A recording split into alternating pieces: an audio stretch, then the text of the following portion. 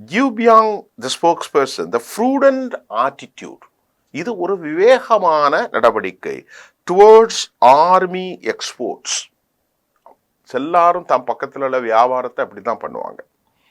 Global peace and stability, உலகத்தின் அமைதிக்காகவும் நிலைத்தன்மைக்காகவும் சீனா இவற்றை கொடுப்பதாக சீனாவுடைய ஸ்போக்ஸ் பர்சன் ஜியாபிங் உறுதி செய்கிறார். அவர் என்ன சொல்றாருன்னா, ஜே-10C jet alternative to the F-16 அங்கிருந்து செய்திகள் வருகிறது.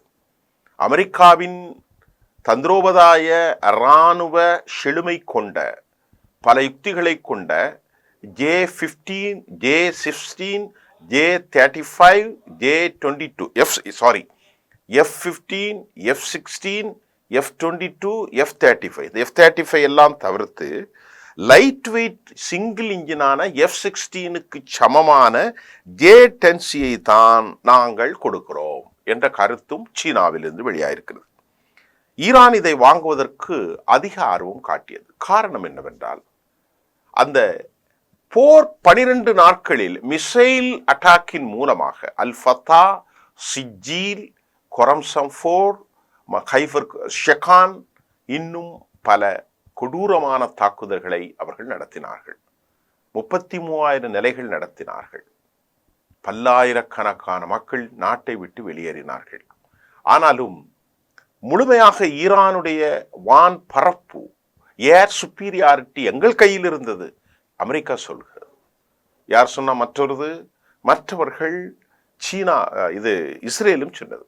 இதை முறிக்க வேண்டும். ஏனால் பாரசீகர்களான ஈரானியர்கள் அறிவில் மிகைத்தவர்கள்.